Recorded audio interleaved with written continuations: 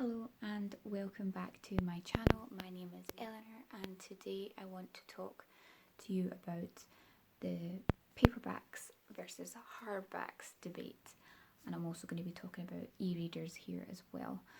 This is a very strongly discussed topic and everyone has their own preference, but I want to quickly go over some of the pros and cons of each and just tell you what in the end is my favourite. Oh, you might be able to tell because you can see my bookshelves behind me and it's quite obvious what I actually tend to buy and pick up more.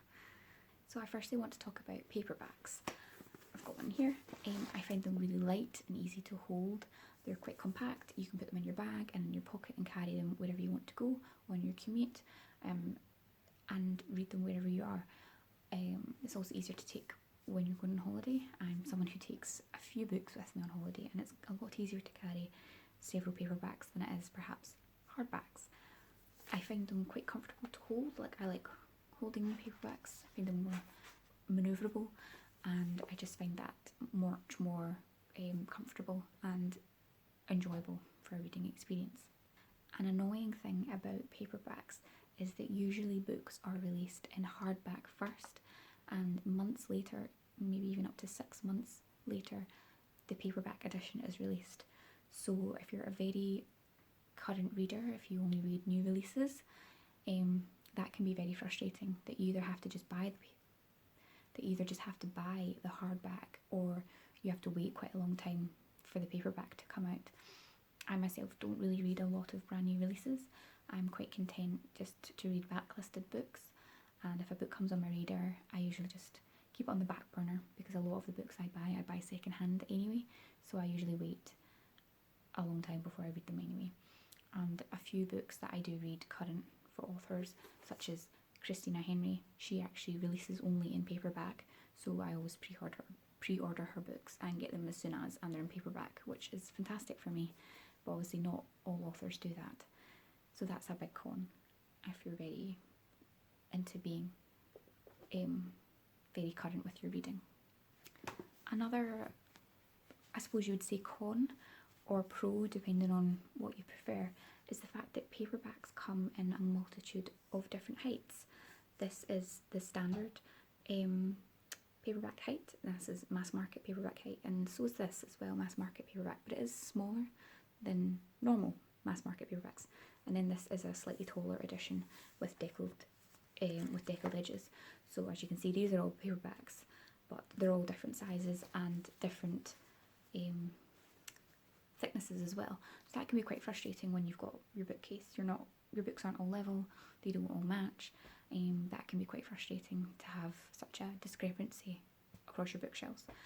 Again, I don't particularly mind because I do buy a lot of books second hand, so I can't even be guaranteed matching series, but that might bother you. Next, I want to talk about hardbacks. Now, hardbacks are beautiful. You can't deny that these covers are lovely. They've got embossed edges, you've got gold foil, and they're just lovely covers, and they're beautiful. And you can get hardbacks made out of leather and all sorts of different fabric, and I've seen ones with suede on them and like soft furry covers, and that's just so beautiful. They obviously look great on your shelves, and usually with hardbacks you have like a standard size and they're usually more uniform. I do however find them harder to hold and read. It's just not as comfortable. I've got quite small hands, so I find them harder to hold and enjoy. You're kind of stuck in one position usually. I like to read in bed, and sometimes when you're holding like this, that can be quite heavy.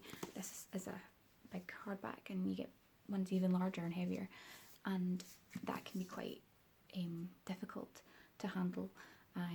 They're obviously a lot bigger and heavier, so carrying around for a commute and your bag, when you're travelling, when you're going on holiday, it's a lot more difficult. Hardbacks are usually just preferred for sitting in your living room and reading, sitting in a chair, rather than carrying about wherever you go. But you can't deny that they're beautiful, and this edition that I have here has beautiful inside covers, and yeah, as I it's lovely. I've got a couple hardbacks because some series I started when I was younger.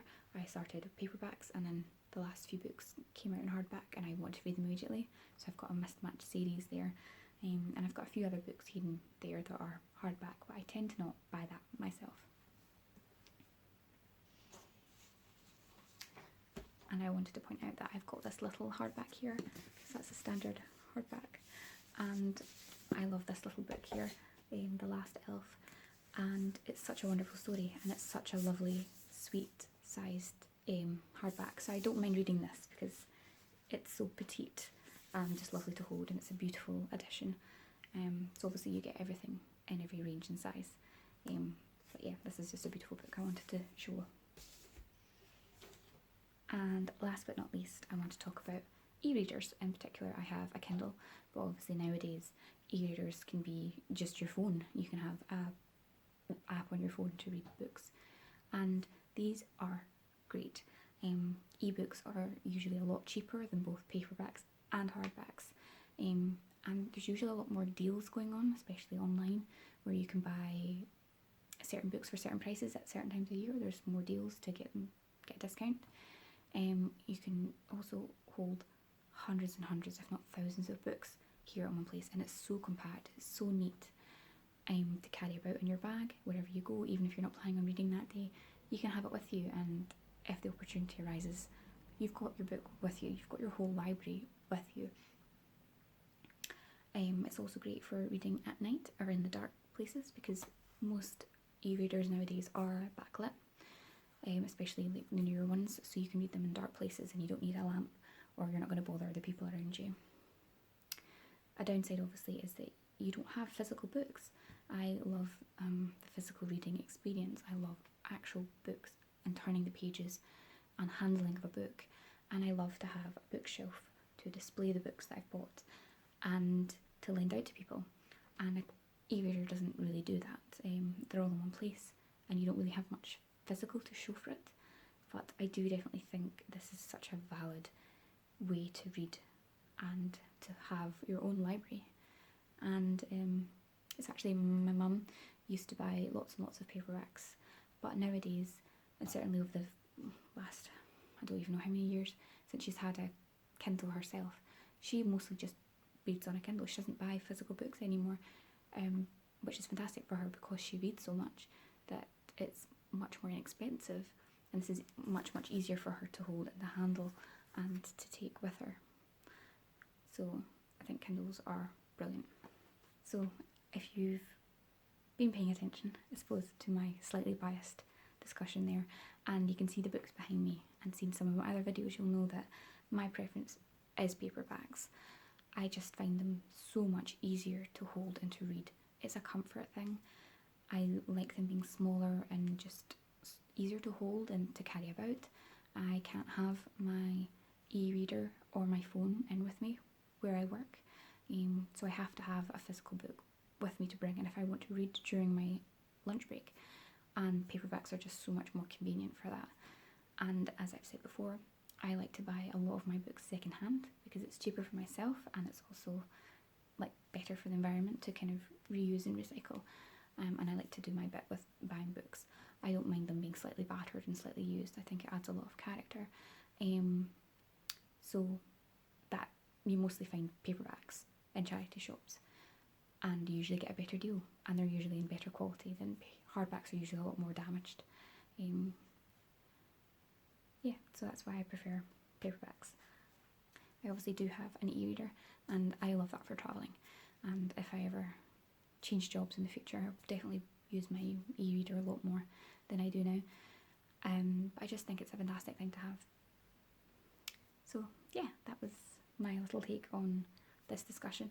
Let me know what your preference is down below. Do you prefer paperbacks or hardbacks or e-readers, or a mixture of both? Or do you only borrow from your library? Let me know in the comments, and please like this video if you enjoyed it, and I'll see you in the next one.